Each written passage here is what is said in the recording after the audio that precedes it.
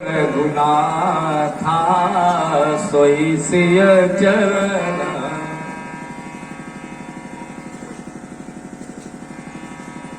कौशल्या जी कहती हैं जमीन में मैंने पांव नहीं रखने दिया। तुलसीदास जी कहते हैं सीता जी ने पूरे घर का कामकाज संभाला। अर्थ क्या है? यही हमारे जीवन का अर्थ है। अब बहू के लिए यही कार्य करने का समय है।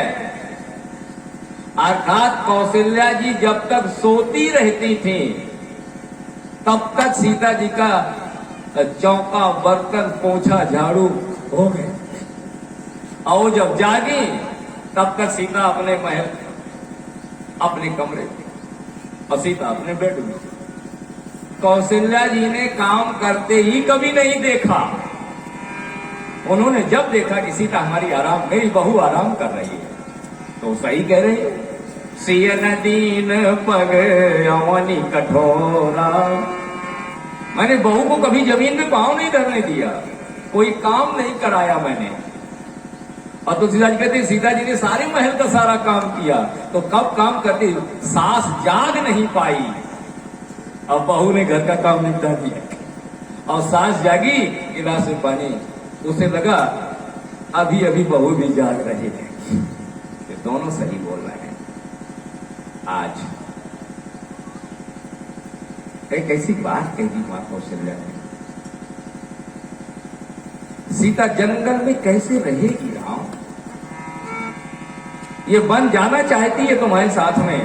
आया शुका अहोबर गुना आया सुका। इसको ले जाओगे कि छोड़ोगे राम? क्योंकि ये वन में नहीं रह सकती। सिय बन बस ही विपिन के भांति। इसने पलंग से नीचे कभी पांव नहीं रखा, वो जंगल में कैसे रहेगी?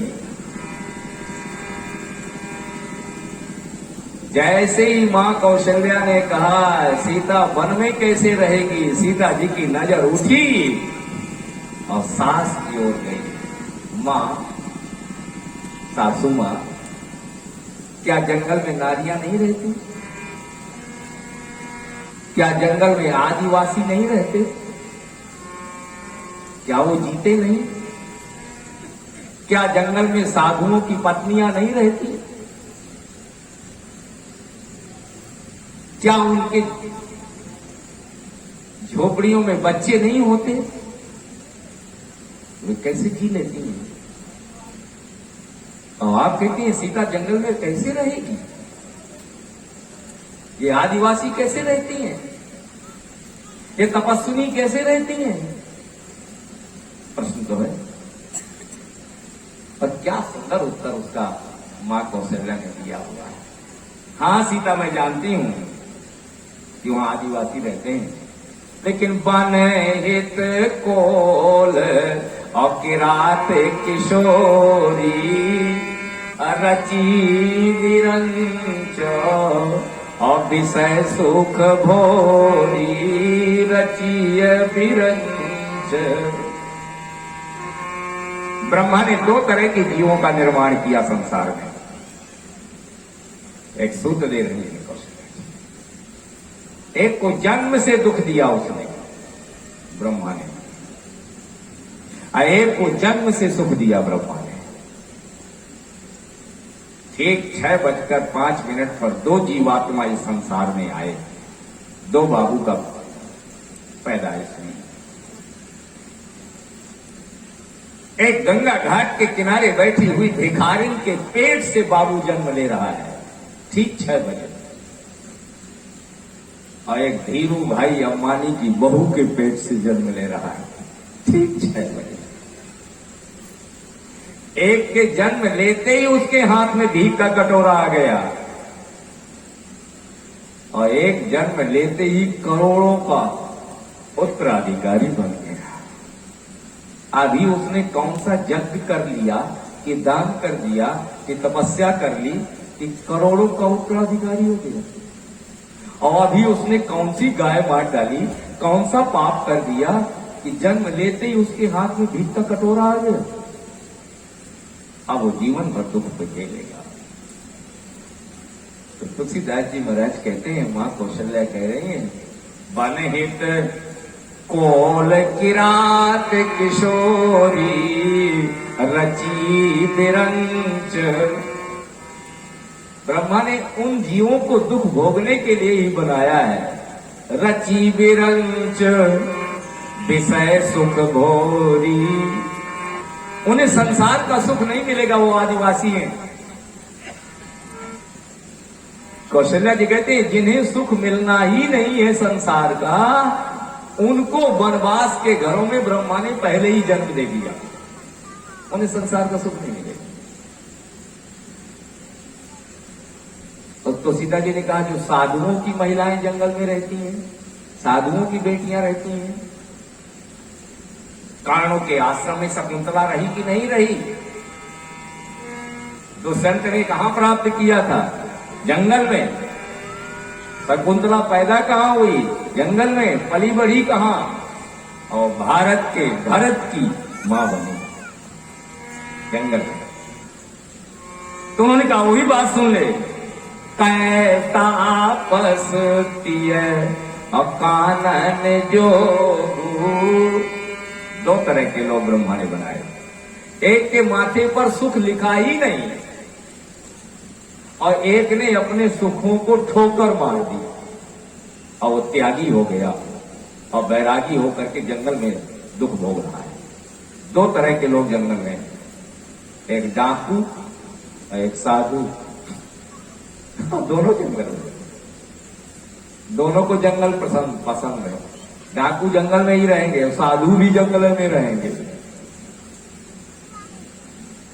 और एक लूट मार करने के लिए जंगल में है, और एक माला जपकर भगवान को पाने के लिए जंगल में छुप कर निवास कर रहे। दोनों जंगल में रहे हैं, उद्देश्य दोनों के अलग अलग है। तापस कानन जोगू। से सीखा, तुम कैसे रहोगे? बड़ा सुंदर संवाद आया। अब राम जी की नजर पड़ी सीता जी की ओर, और सीता को समझाना, बड़ा सुंदर संवाद। सीते, तुम जंगल जाने की, तुम वन जाने की हट मत करो, क्योंकि अगर तुम मेरे साथ में बन जाओगी ना, तो सोनी अप जस मोई दई है लोग। लोग क्या कहेंगे? आने वाली पीढ़ी क्या कहेगी?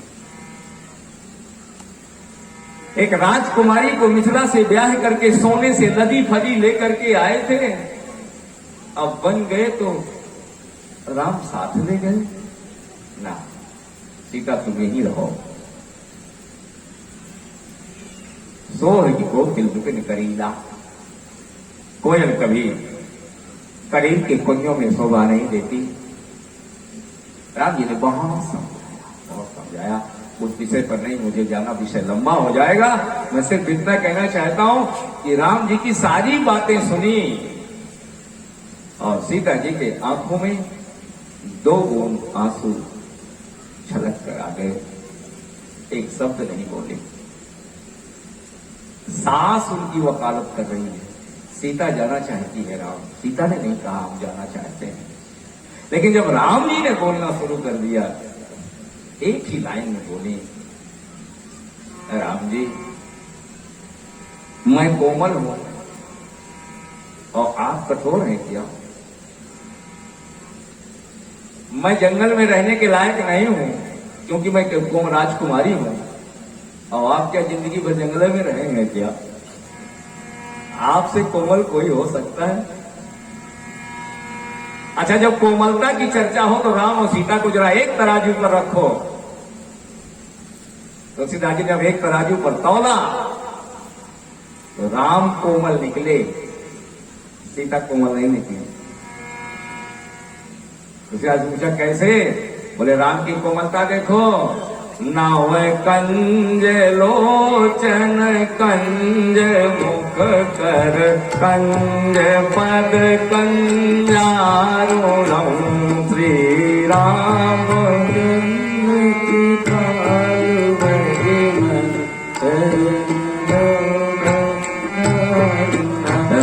के पांव कमल, नेत्र कमल, हाथ कमल, और कमल से कोमल है कमला, और कमला से कोमल है कमला के कर कमल, और कर कमल से कोमल है भगवान के चरण कमल। और जब सीता उनको अपने कोमल कोमल पांव से उनके चरणों को दबाती हैं तो राम जी के पांव लाल हो जाते हैं। अब बताओ कितने कोमल हैं राम जी। अस विचार जस आय सोई, तो मैं सिख देऊं जानकी सोई। राम जी ने सीता जी की ओर देखा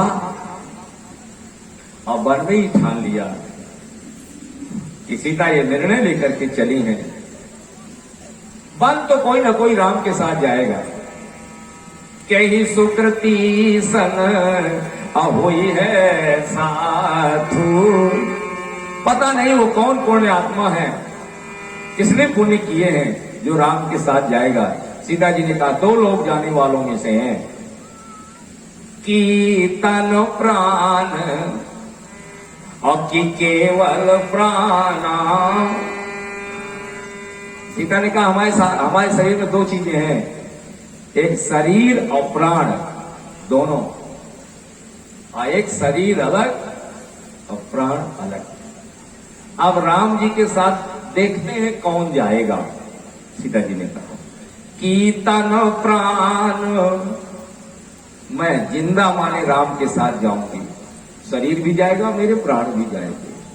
और अगर राम जी नहीं ले गए तो शरीर तो अयोध्या में रह जाएगा, लेकिन प्राण तो राम के साथ जाएंगे ही जाएंगे। ये निर्णय सीता था। अपने यहां बैठकर कहीं नहीं जा रही है बात, केवल मन में सीता सोच रही है कि तन प्राण की केवल प्राणा। और राम जी की नजर इसी जगह पर है, हाथ राखे और नहीं राखे प्राणा। अगर मैंने कह दिया हट से नहीं ले जाएंगे, कुछ भी करो, खबरदार जब दरवाजे पर आई हम जा रहे हैं, तो मान तो जाएगी, लेकिन 4 दिन में सूचना मिल जाएगी कि अब सीता इस दुनिया में नहीं रही। ये राम जी समझ गए, हाथ राखे नहीं राखे प्राण। इसलिए राम जी ने कहा चलो, मैं कर्तव्य दिखा रहा हूं। सीता का स्वरूप मिथिला की कुमारी है, अयोध्या की नारी है और लंका की महतारी है।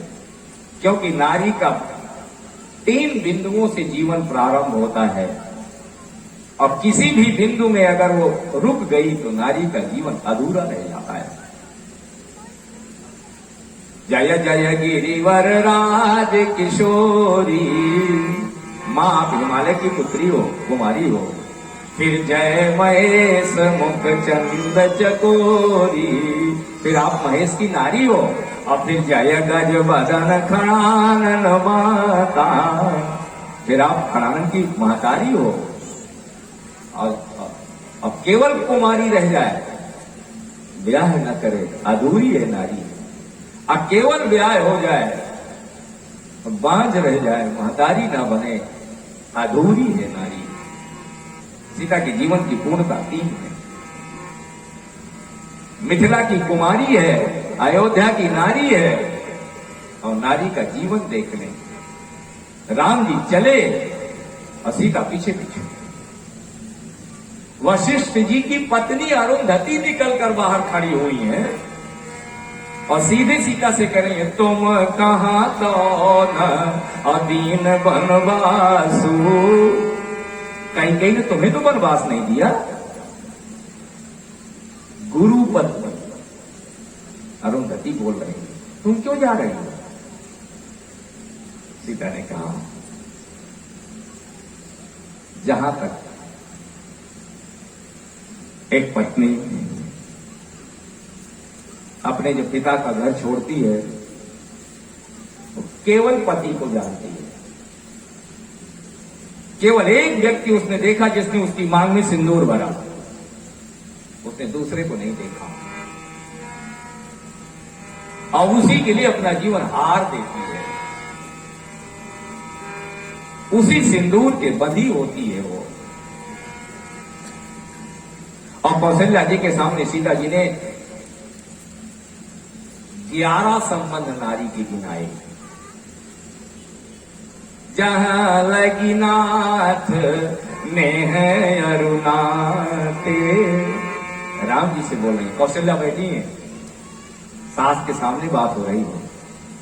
मां, एक नारी के जो रिश्ते होते हैं वो जन्म से शुरू होते हैं। रिश्ते हम नहीं बनाते, ऑटोमेटिकली बनते हैं। जमीन पर बेटा गिरा, बाबू गिरा, एक ने कहा बाबू हुआ है, बगल में बाबा खड़ा था, नहीं नहीं नहीं नाती हुआ है। बड़ा भाई खड़ा था, नहीं छोटा भाई हुआ है। बड़ी बहन का पति खड़ा था, उसने कहा नहीं नहीं साला हुआ है। अच्छा, उसे क्या पता है कि तुम क्या हुए हो? वो तो अभी पड़ा है जमीन में, और देखने वालों ने उसने इतने रिश्तों में बांध दिया जितना उसने कभी सुना भी नहीं होगा। वो गिरा और रिश्तों में बंध गया। राम जी कहते हैं सारे संसार के जीव 10 रिश्तों में बनते हैं।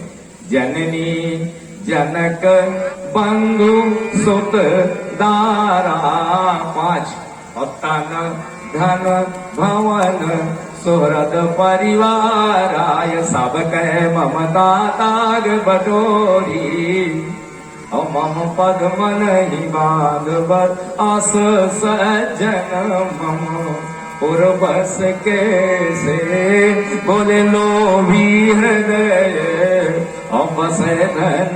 10 रिश्ते राम जी ने। सीता जी कहती है 10 नहीं है ठाकुर साहब, 11 है। मात पिता,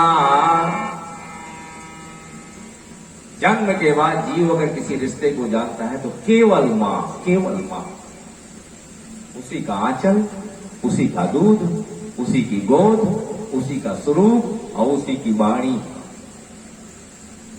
मां उससे आंख से आंख मिलाती, उसकी आंख पहचानने लगता है वो। 2 महीने में, 6 महीने में बाबू हंसने लगा, बाबू रोने लगा, बाबू मां को पहचानता है, फिर पिता को पहचानता है।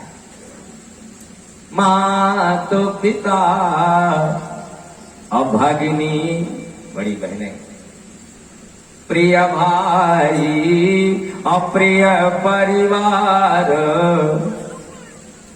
एक परिवार पूरा, मोहल्ले वाले, अपने गोत्र वाले, स्वरद समुदाय, मित्र मंडली, सास ससुर गुरु सजन सहाई। सीता जी कहते हैं रिश्ते गिनो नारी के, ये मायके के हैं।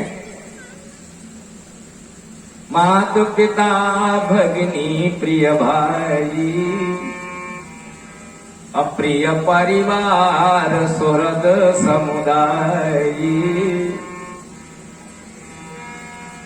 6 रिश्ते मायके के और ससुरे के। सास ससुर गुरु सजन सहाई, गिनना कितने हुए? सास ससुर गुरु और पति के मित्र, सजन सहाई, भाभी भाभी कहने वाले। सास ससुर गुरु और सजन सहाई, सुत सुंदर और सुशील सुखदाई। बेटा, और वो भी ऐसा वैसा नहीं सुंदर, और वो भी सुंदर व नहीं गुणवान।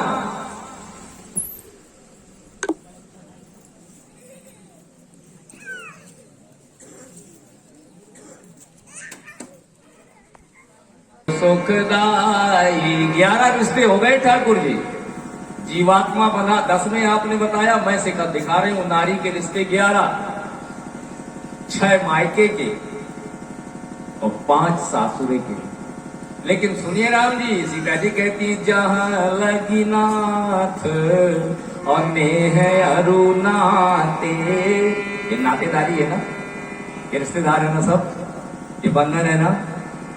जहां लगी नाथ नेह अरुनाते, पिया बिन पियही तरन्यूते ताते। ये तब तक है जब तक पति है, और पति विहीन सब शोक समाजू। ये 11 के 11 तभी तक तुम्हें सुख देंगे जब तक तुम्हारा पति है, और पति शून्य तो ये 11 के 11 शून्य। सीता जी की वाणी कभी झूठी नहीं हो सकती, जगदम्बा है। It is art of living.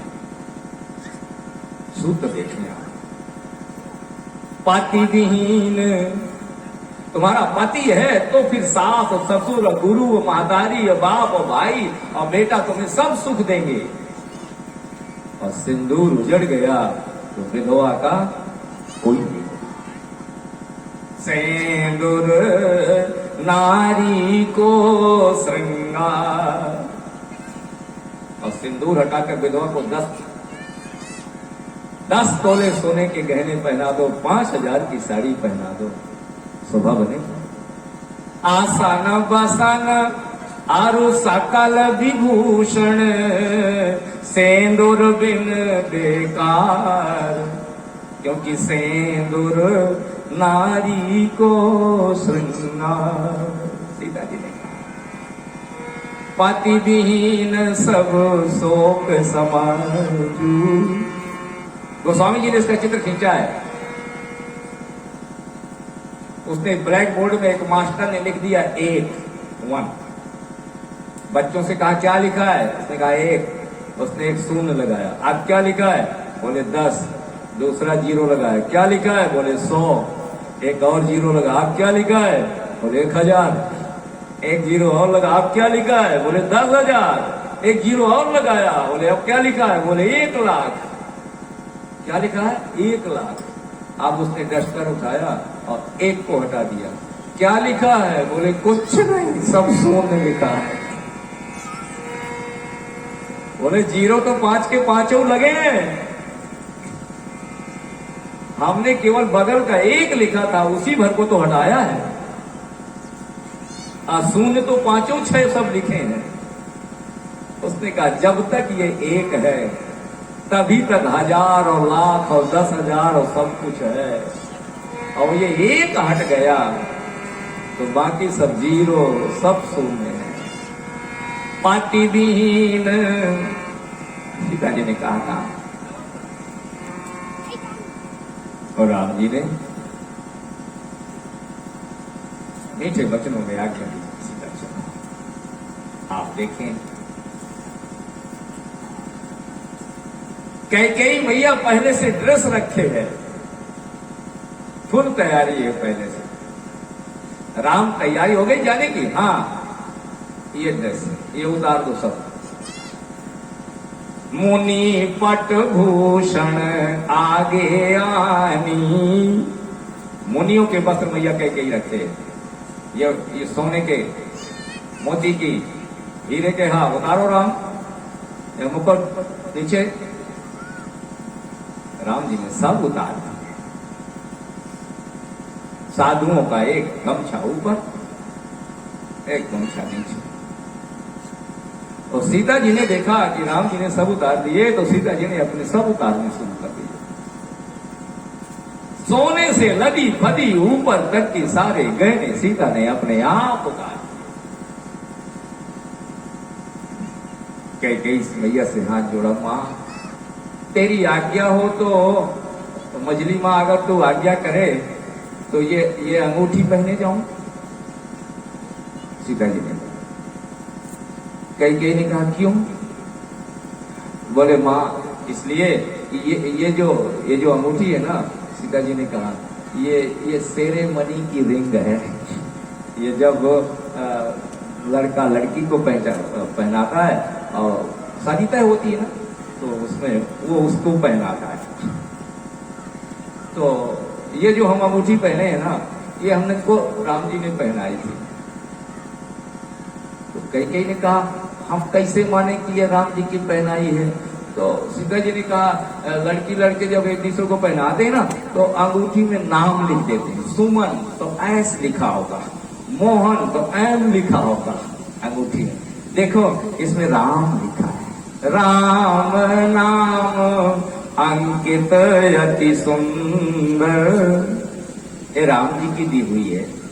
कई ने कहा पहने जा, पहने जा, ले जा, पहनने से और सब उतार दे। सीता जी ने सब उतार दिया।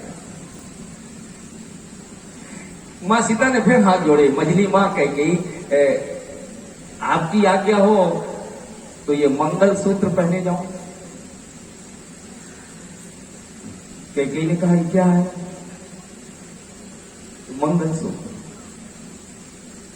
जिसे संस्कृत में कहा जाता है चूड़ामणि। केवल दो चीजें सीता लेकर चली, एक अंगूठी और एक मंगलसूत्र। मंगलसूत्र माने होता है ये जो आप गले में लटकाती हैं, इट इज नॉट मंगलसूत्र, ये मंगलसूत्र नहीं है, ये तो चैन है। चैन में भैंस बांधी जाती है, गाय बांधी जाती है, गले पे नहीं लटकाया जाता। जाने कहां से ये टीवी